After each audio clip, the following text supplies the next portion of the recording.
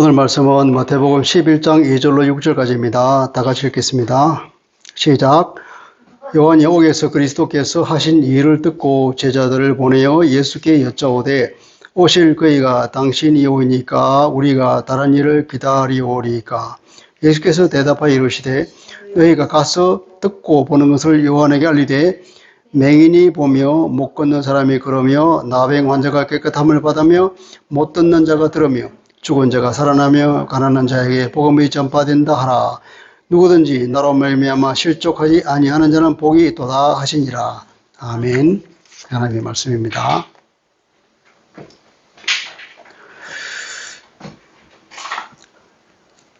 우리가 예를 들어 봅시다. 눈을 감고 태양이 없다고 어떤 주장하는 사람이 있다면 어떻겠습니까? 굉장히 어리석은 사람이겠죠. 태양을 못 보는 그 사람, 못 보는 것은 그 사람에게 태양이 없어서 못 보는 것이 아니라 자기가 눈을 감았기 때문에 태양을 못 보는 거잖아요. 눈만 뜨면 빛을 볼 수 있습니다. 그죠?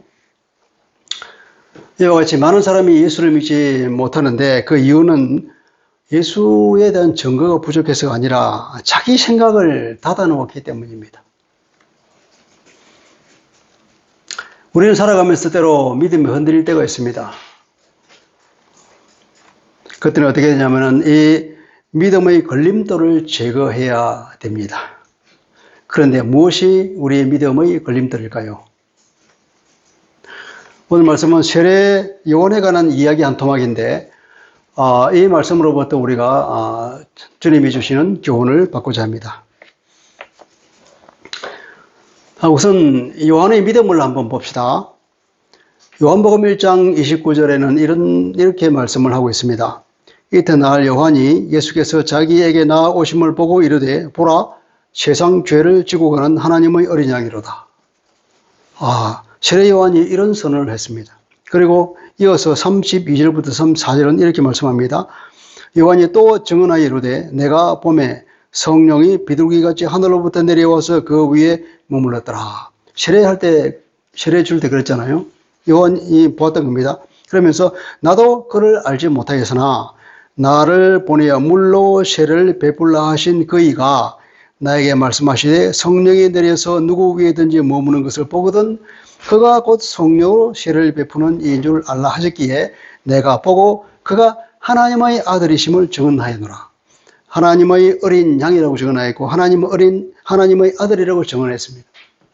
누가 가르쳐 주셨습니까? 성령이 가르쳐 주셨죠. 나를 보내서 물로 세례를 베풀라고 하신 그이 누굽니까? 성령이시겠죠. 그분이 가르쳐 줬어요. 네가 세례를 줄 때에 하늘에서 성령이 내려오는 것을 보게 되려면 바로 그 사람이 성령으로 세례를 줄 사람, 곧 하나님의 아들이요 하나님의 세상 죄를 지고 갈 하나님의 어린 양이에요. 그렇게 성령께서 가르쳐 주셔서 세례 요한이 그것을 보고 증언을 했더랬습니다. 이 정도로 요한은 예수에 대한 믿음이 확실했습니다. 그런 예수가 메시아이심을 확신했죠. 그렇게 살다가 어느 날 투옥을 당했습니다. 왜 투옥당했냐면 세례 요한은 불의를 보고 참을 수 없는 사람이었거든요. 그 당시 분봉왕인 헤롯 안티파스죠. 헤롯 안티바가 자기 이복 동생 빌립의 아내 헤로디아를, 그죠? 동생의 아내를 취한 거예요. 헤로디아를 자기 아내로 삼은 것을 지적했습니다. 그것도 옳지 않다고. 그랬더니 이 헤롯 안티바 왕이 세례 요한을 미워해서 그를 감옥에 가둬버렸습니다. 그 감옥이 어디냐면 마케로스 요새라고 해요. 마케로스 요새. 우리가 이스라엘 여행을 갔을 때 요단강 동쪽에 모세가 죽었던 그 느보산인가 그 옆에 보니까 마케루스라고 하는 그 요새가 있더라고요. 헤롯 왕이 거기다가 요새를 만들어 놨는데 그건 광야라고, 광야. 아무것도 없는 그 벌거숭이 산 꼭대기에 요새를 만들어 놨는데 거기다가 가둬 버렸다는 거예요. 그걸 감옥으로 삼아서. 얼마나 마음이 괴로웠겠습니까? 그러면서 또 한편으로는 왜 하나님께서 나를 구해 주시지 않으실까 하는 그런 마음도 많이 들었겠죠. 그런데 거기서는 이제 예수님에 대한 소식을 간혹 이제 듣습니다. 제자들이 와서 매너하면서 아마 얘기를 해줬겠죠.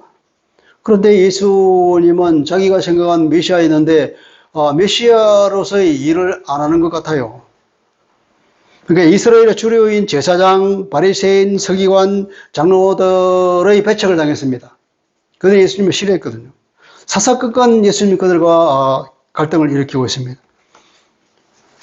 예수님의 메시아가 되어서 이스라엘의 어려움을 해결할 의사가 없는 것 같았습니다. 메시아가 오시면 이스라엘의 어려움을 단방에 해결하고 이스라엘을 괴롭혔던 모든 악한 악인들에 대해서 하나님께서 징계와 심판을 내리실 것을 그들이 기대했는데 메시아가 왔건만 그 일에는 관심이 없어 보였어요.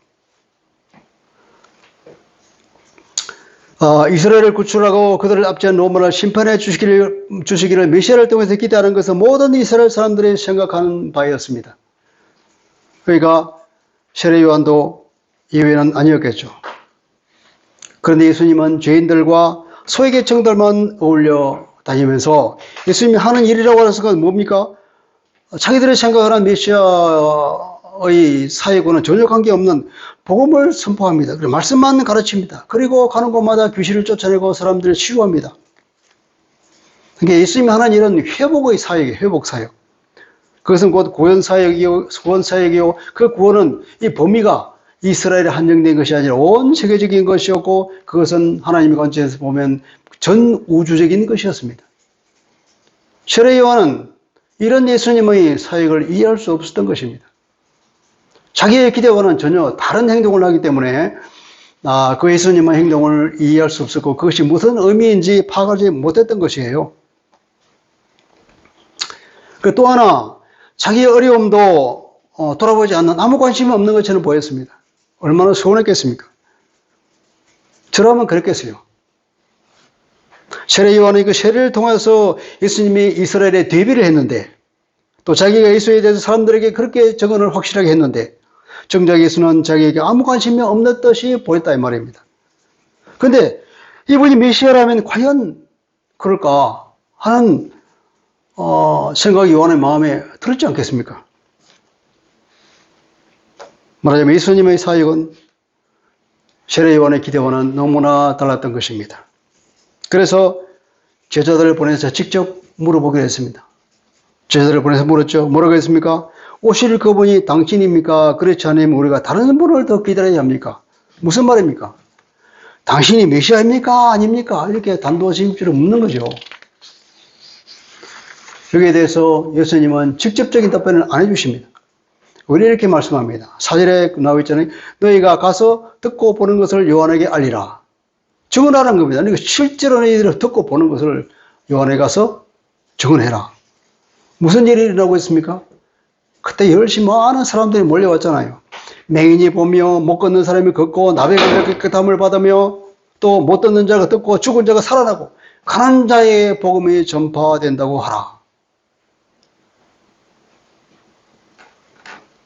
이 말을 하면 이스라엘 사람이라면 누구나가 알아들을 수 있는 말입니다.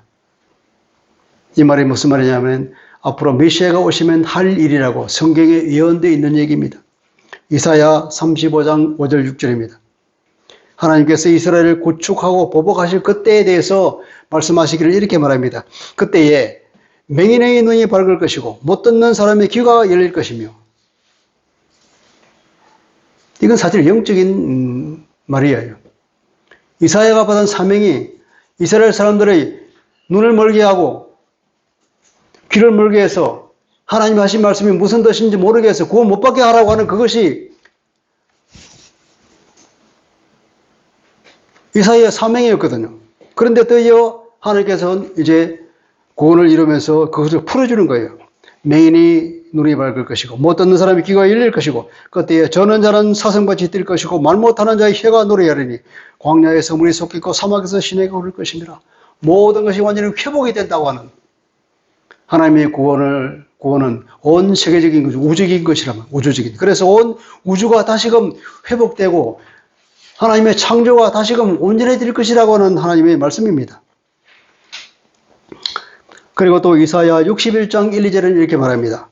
주 여호와의 영이 내게 내리셨으니 이는 여호와께서 내게 기름을 부어사 가난한 자에게 아름다운 소식을 전하게 하려 합니다. 가난한 자에게 아름다운 소식, 복음을 전하게 하려 하심이라 이 말이에요.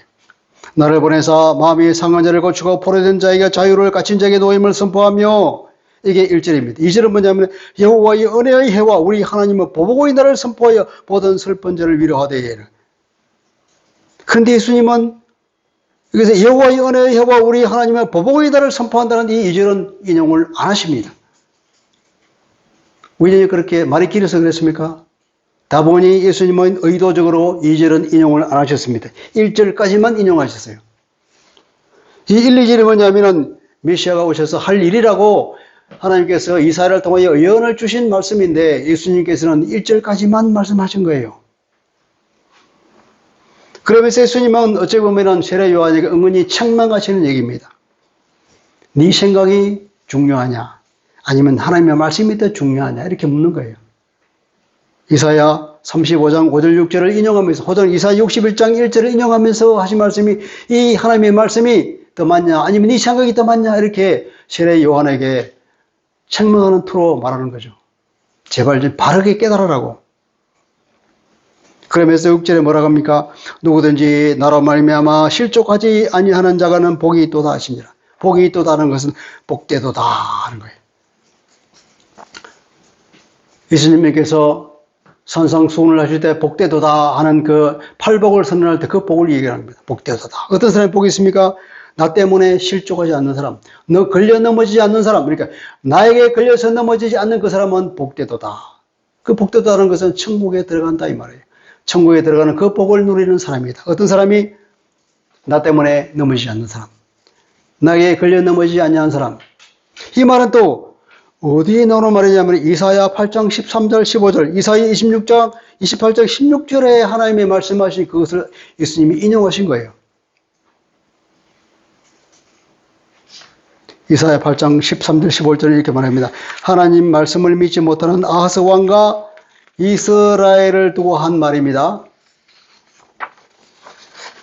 북쪽에서 아람과 북이스라엘이 함께 연합하여 쳐들어 내려왔습니다. 이스라엘 사람들은 겁이 나서 사시나무 들지에 들었습니다. 이때 하나님께서는 이사야 선지자를 통해서 걱정하지 말라고, 내가 지켜준다고, 걱정하지 말라고 말했는데 그들이 여전히 하나님의 말씀을 믿지 못하고 세상적인 방법을 취하면서 두려워했습니다. 그때 이사야를 통해서 주신 하나님의 말씀입니다.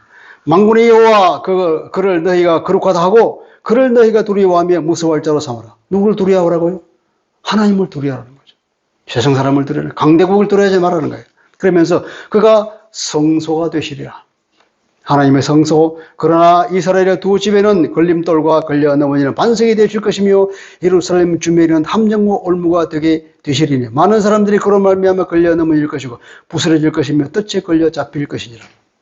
하나님을 믿지 않는 이 사람들, 말씀을 믿지 않는 사람들은 하나님의 말씀의 덕을 보지 못하고 수많은 사람이 죽을 것이라는 하나님의 말씀입니다. 이사야 28장 16절은 비슷한 말을 이렇게 말합니다. 주 여호와께서 이같이 이르시되 보라, 내가 한 돌을 시온에 두어 기초를 삼았느니 곧 시험한 돌이요 귀하고 견고한 기초돌이라. 그것을 믿는 이는 다급하게 되지 아니하리라. 메시아를 두고 하는 얘기입니다. 걸림돌이 뭘까요? 여기서 예수님이 말씀하신 걸림돌은 과연 무엇이겠습니까? 걸려 넘어지게 하는 것. 무엇이 우리로 하여금 걸려 넘어지게 만듭니까? 예수님이 우리를 걸려 넘어지게 합니까? 아니면 우리 자신이 우리 스스로를 넘어지게 합니까? 예수님이 그러잖아요. 나로 말미암아 넘어지지 않는 사람. 그러니까 나에게 걸려서 넘어지지 않는 사람. 말하자면 그런 말이죠. 예수님이 걸려 넘어지는 걸림돌입니까? 말씀을 믿지 못하는 우리의 태도가 우리를 넘어지게 합니다. 말씀을 진리로 받지 못하는 그 완악한 마음, 내 생각을 하나님의 말씀보다도 더 옳다고, 더 높다고 생각하는 그 교만, 이것이 우리를 넘어지게 하는 것이죠. 이사야 55장 8절 9절은 그래서 하나님께 이렇게 말씀하시는 겁니다. 내 생각이 너희의 생각과 다르며 내 길은 너희의 길과 다릅니다. 다르다. 어떻게 다를까요? 여호와의 말씀이니라. 이는 하늘이 땅보다 높은 것이 내 길은 너희 길보다 높으며 내 생각은 너희의 생각보다 높음이라. 높다고. 그러니까 어떻게 다릅니까? 차원이 달라요. 하나님의 생각, 하나님의 길은 인간의 것과는 차원이 다르게 엄청 높습니다. 하나님의 말씀이 모든 것을 결정짓는데 이 인간들이 하나님의 말씀을 믿지 못한다 이 말이에요. 얼마나 하나님께 서운하시면 이사야를 통해 이렇게 이스라엘 백성들에게 말씀할까요? 하나님을 안 믿어요. 오늘 우리는 어떻습니까? 주님의 말씀 믿습니까? 우리의 시야는 좁습니다. 편협합니다. 그러나 하나님의 시야는 종합적이고 우주적입니다. 모든 것을 다 아시고. 그래서 베드로 사도는 베드로전서 2장 7절 8절에서 이렇게 말합니다. 믿지 아니하는 자에게는 건축자들이 버린 그 돌이 모퉁이 머릿돌이 되고 예수님을 말씀하시죠. 또 부딪히는 돌과 걸려 넘어지게 하는 바위가 되었느라. 이사야 28장에서 말하는 그 기초돌이죠. 그러면서 그들이 말씀을 순종하지 아니함으로 넘어진다. 그렇게 말합니다. 왜 넘어지느냐? 말씀을 말씀으로 받아들이지 않기 때문에, 말씀에 순종하지 않기 때문에 걸려 넘어진다 이 말이에요. 하나님의 말씀을 안 믿으면 어떻게 됩니까? 스스로가 걸려 넘어지고 결국은 이방의 침략을 받아서 죽음을 맞이한다 이 말이죠. 역사적으로는 이사야 그 시절에 아수르의 침략을 받아 사람이 많이 죽었겠지만 영적으로 보면은 우리의 영원한 생명에 달려있는 말씀이다 이 말이에요. 요한은 무엇이 문제였습니까? 요한은 말씀에 비추어서 예수님을 보지 않았다는 것입니다. 자기의 생각에 비추어서 예수님을 보았습니다. 그러니까 예수님이 메시아로 안 보였던 거죠. 처음에는 예수님을 메시아로 확신을 했는데 자기 메시아에 대한 자기의 생각과 예수님이 하신 메시아의 행동이 달랐기 때문에 이 사람이 드디어 회의가 찾아왔던 겁니다.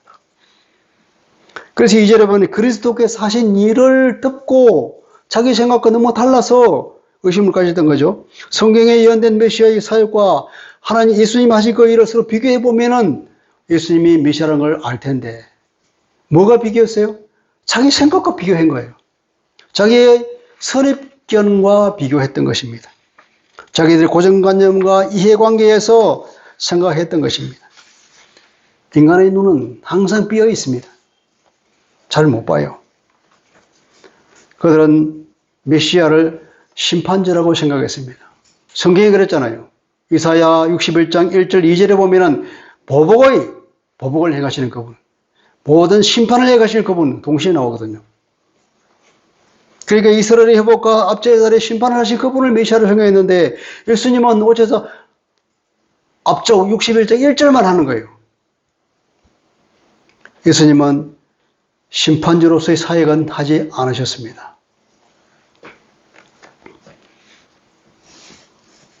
여러분, 내 마음속의 예수님, 내 마음에 있는 그 하나님, 그건 진짜 예수님, 진짜 하나님과 얼마나 같을까요? 각 사람은 자기 마음속에 나름의 예수의 상이 있습니다. 이 상이 성경에서 보여주는 상과 비슷해야 되겠죠. 근데 유대인의 이 메시아 상은 실제 예수와는 너무나 달랐던 것입니다.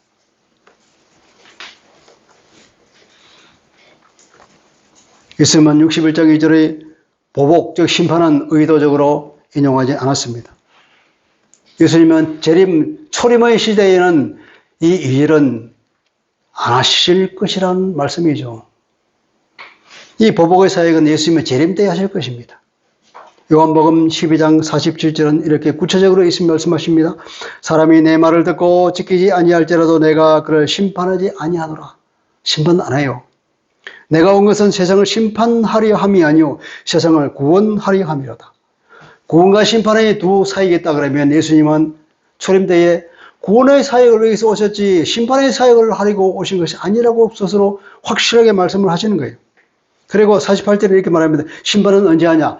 마지막 때에 할 것이라고 주님이 구체적으로 말씀하셨어요. 초림은 구원, 재림은 심판 이렇게 하실 것이라고 누가 생각이나 했겠습니까? 우리는 알잖아요. 그러나 그때는 사람들이 몰랐던 거예요. 구약만 알았던 사람들은 산이 겹쳐 보이기 때문에 동시에 이루어진다고 봤던 것입니다.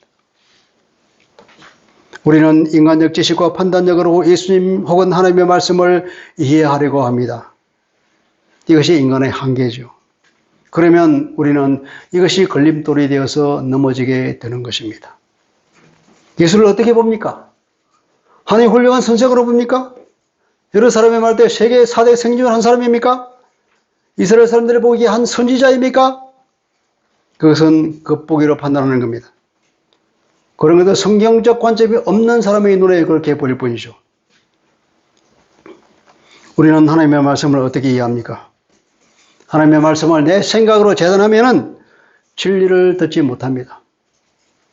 성경을 하나님의 말씀으로 진리로 받아들일 때 그때에야 올바른 이해에 도달합니다. 그때에야 믿음이 생기고 따라서 구원의 길을 향하여 가게 되죠. 성경에 대한 올바른 이해가 바로 복의 길입니다. 인간의 지식과 외모로 판단한 것이야말로 이것이 여기서 말하는 걸림돌이라고 할 수 있겠습니다. 여러분, 이해할 수 없다고 회의에 빠지지는 말아야 할 것입니다. 이것이 우리에게 걸림돌입니다. 오히려 순종하는 마음과 기대하는 마음으로 하나님의 다음 사역을 기다려야 할 것입니다. 하나님은 언제나 선하시고 오르시잖아요. 언제나 우리를 사랑하시는 분이잖아요. 그렇게 우리는 기다릴 수가 있습니다. 믿을 수가 있는 겁니다. 여러분, 아브라함이 순종을 하시나요? 이삭을 제물로 바치라고 그랬습니다. 이게 말이나 되는 얘기입니까? 그러나 아브라함은 순종함을 통하여서 믿음의 조상이라는 칭호를 얻었습니다. 요한은 그러나 한 반짝 다른 길을 갔지만 제 길을 다시 찾아왔습니다. 세례 요한은 이 문제를 예수님께 직접 가져갔습니다. 요한은 자기의 판단을 유보하고 직접 질문함으로써 해답을 얻었습니다. 우리는 성경 말씀을 기준으로 판단함으로써 오류를 피할 수가 있습니다. 내 생각을 내려놓아야 합니다. 나의 십자가를 진다고 하는 것은 이 말입니다. 내 생각을 내려놓고 하나님의 말씀을 따르는 거죠. 무엇이 더 진리일까요?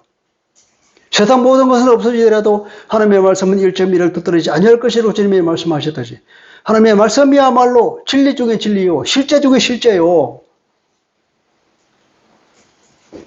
그것처럼 분명한 것은 없는 것이죠. 그래서 내 생각을 내려놓아야 합니다. 말씀을 정리해 보겠습니다. 잘못된 생각이 믿음의 걸림돌을 얘기입니다. 세례 요한은 이렇게 말했습니다. 왜 이스라엘을 로마로부터 구출해 주지 않습니까? 왜 나를 헤롯에게서 구원해 주지 않으십니까? 이런 질문이 나올 때 어떤 결론에 도달할까요? 예수는 메시아가 아닐 것이다. 그런 결론에 들어갑니다. 여러분, 오늘날 나는 어떤 질문을 합니까? 왜 나의 사업 실패를 하나님이 그냥 보고 계십니까? 왜 나의 질병을 고쳐주지 않으십니까? 이런 질문을 계속 하다 보면 어떤 결론에 돌아옵니까? 하나님은 없다. 혹은 하나님이 틀렸어. 혹은 하나님은 나를 사랑하지 않아. 이런 결론에 도달하잖아요. 이것은 누가 원하는 겁니까? 사탄이 원하는 것입니다. 우리로 하여금 이런 결론에 도달하도록 계속 우리를 부추기죠. 해결책은 하나님의 말씀입니다. 성경이죠. 요한복음 14장 6절에 이렇게 말합니다. 예수께서 이르시되 내가 곧 길이요 진리요 생명이니 나로 말미암지 않고는 하나님께 올 자가 없느니라. 예수 그분이 유일한 구원의 길입니다. 디모데후서 3장 16절 또 이렇게 말합니다. 모든 성경은 하나님의 감동으로 된 것으로 교훈과 책망과 바르게 함과 의로 교육하기에 유익하다. 우리를 올바로 인도하는 것은 유일하게 성경 말씀이다 말이에요. 그래서 베드로전서 2장 8절에 아까 그랬잖아요. 왜 걸려 넘어지느냐? 순종하지 않았기 때문에. 그래서 걸려 넘어진다는 거 아니겠습니까?